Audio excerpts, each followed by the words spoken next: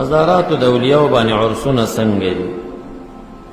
کله پنجاب عرس مرادی چې پوسټر کې لیکلي عرس و میله، دا خو د سره جایز نه دی، دا خو د شیګانو د هندوانو رسم دی، دی رایج کړی. میله په قبر کله روا، لا تتخذوها عیدا، زما قبر عید مه ګرځوئ. د دې ډېر تاویلات دي. یو تاویل دا دی چې میلې پې مه جوړوئ، لکه اختر کې چې میلې کې. او که د هغې نه بغیر د هغه په قبر یا په بل مسجد کې راغونډېږي کال په کال او د هغه زندګۍ حالات بیانوي یا ورته بخښنه غواړي، استغفار وایي، ثواب وربخي، ممنوع نه دي. دلیل ورباندې د بخاري شریف حدیث دی، دریم کال د بعثت باندې هجرت باندې احد شهیدانو شو. بخاری شریف کې راځي یأتی الی احد علی رأس کل حول، نبی علیہ السلام وچې هر کال هغه ټیم راته په کوم ورځ چې شهیدان شوي احد ته به راته. نو راتلل د نبی علیہ السلام کال په کال احد ته بار بار د هغې دپاره بخښنې غوښتل، دغه دلیل دی چې کال په کال د هغې ورځ منزل دی. دا خلک هم د اولیاء قبر ته ځي، لکه نبی علیہ السلام چې احد ته تللی کال په کال تللی، روایت د بخاري شریف. پاتې شو دا نوم د عرس چې ورته کېښوده، دا یې امتثال کړی دی د هغه حدیث نه چې کله نیک سړی وفات شي نو ورته ویلی کېږي نوم که نومت العروس. نو دې وخت کې فرشتې دته د عروس لفظ نومت العروس ویلی دی، دې ورته عرس ایښی. دا یو امتثال دی بعید. که دا څوک وایي چې هلکه په دې ورځ خو مړ دی خفګان ولې نه کوې، نو ورته وایي ته خفګان کوه شیه به یې. زمونږ اهل سنت درې ورځو نه خوا خفګان جایز نه ګڼي. درې ورځو نه خوا خفګان ولې کوې؟ بل موږ د په حق کې حسن ظن کوو چې ښه سړی دی، په لحاظه د ده دپاره وفات لقا مع الله ګڼو، نو دا خو د خوشحالي د اختر دی. البته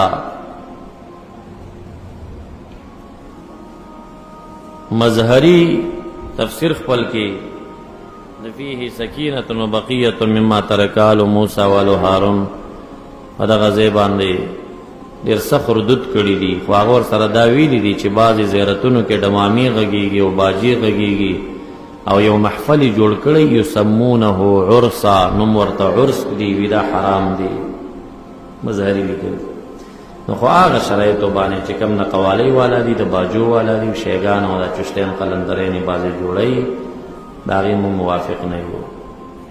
خپله نور باقي چې کوم دی کل اجتماعات که د عرس په نوم کې د ولی الله یاد یو کار شي که نه، دا کل اجتماعاتو ته ګورئ چې قبح ذاتي لري که نه، چې نه پکې نو څه خبره ده. اجتماع ده جوړه یې کړه که نه، په تلاوت مشتمله یي، په واعظ و نصیحت مشتمله یي، په ذکر مشتمله یي، په درود سلام مشتمله یي، په صدقه مشتمله یي، بیا څه جرم دی پکې چې ویې کړه.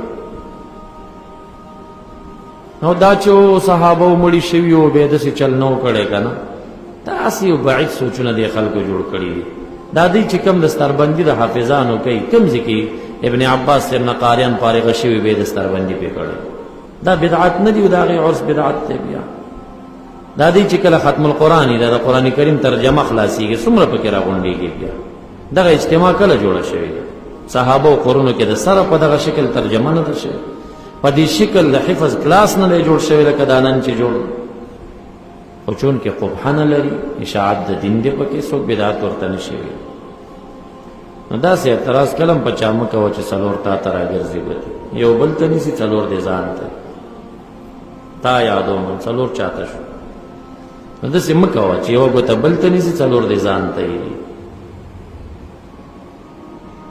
دلیل که غواړي اصل غواړي یأتی الی احد علی راس کل حول، نبی علیہ السلام مقبره د احد ته هر کال هغه ټیم چې راتلو دی بتلو. نو ولې تلو؟ دا حاضري کال په کال ولې کوي؟